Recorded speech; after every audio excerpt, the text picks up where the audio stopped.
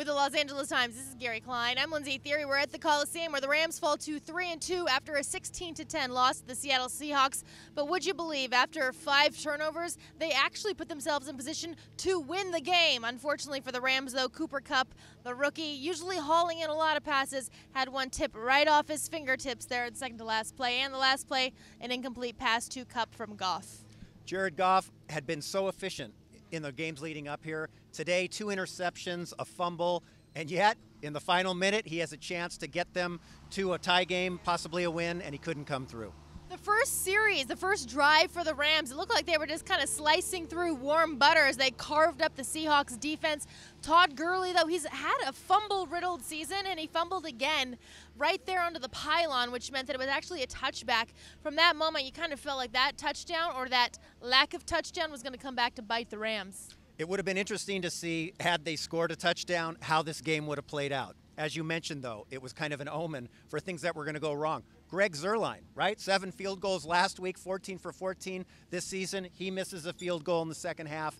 Anything that could go wrong for the Rams went wrong. Give credit to the Seattle Seahawks, but the Rams had an opportunity at the end, and they couldn't finish it. And Gary's talking about offense there, because on defense, they probably put together their best game of this season. Russell Wilson was hit several times, sacked several times. John Johnson, a rookie, he started for Maurice Alexander, made his first interception of the season. And get this, the defense actually stopped the run. That's something they've been working on. Matt Longacre told me after the game that they made an adjustment specifically to get that done, and they did it.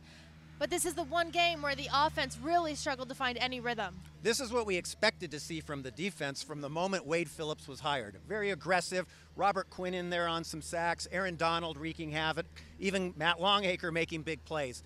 But unfortunately, this was a game where the offense just didn't show up. And this was a team that was leading the NFL in scoring.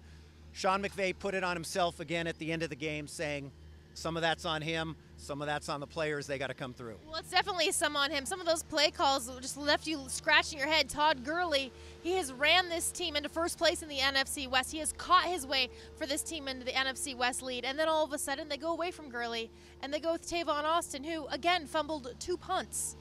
Gurley came into the game averaging about 27 touches a game. Today, I think he had 13 or 14. As you mentioned, they put the ball in the hands of Tavon Austin, who did come through with a touchdown on a nice 27-yard run, but he really struggled as a punt catcher. They had to take him out. Cooper Kupp was put in. Just one of many things that went wrong for the Rams on a day that they really wanted to legitimize themselves as a playoff contender. Well, that's the thing. The goal line, it kept moving back. They beat the Dallas Cowboys. Then it was, the next test, the real test, it's the Seattle Seahawks. They obviously lose to the Seahawks. So instead of taking kind of command of the NFC division, they now are tied with the Seahawks. And now the Rams hit the road. They're going to go to Jacksonville. After Jacksonville, they're going to stay there. And then they head over to London. So it's not like they can sit around and sulk. They've got a long road span ahead of them. And when they get back from the London trip, they have a bye, and then they go back to New York. So fans in L.A. who came out excited to see this Rams offense, they're not going to see them again for a month. And this is the lasting memory. Hopefully they remember that last drive where there were some big plays,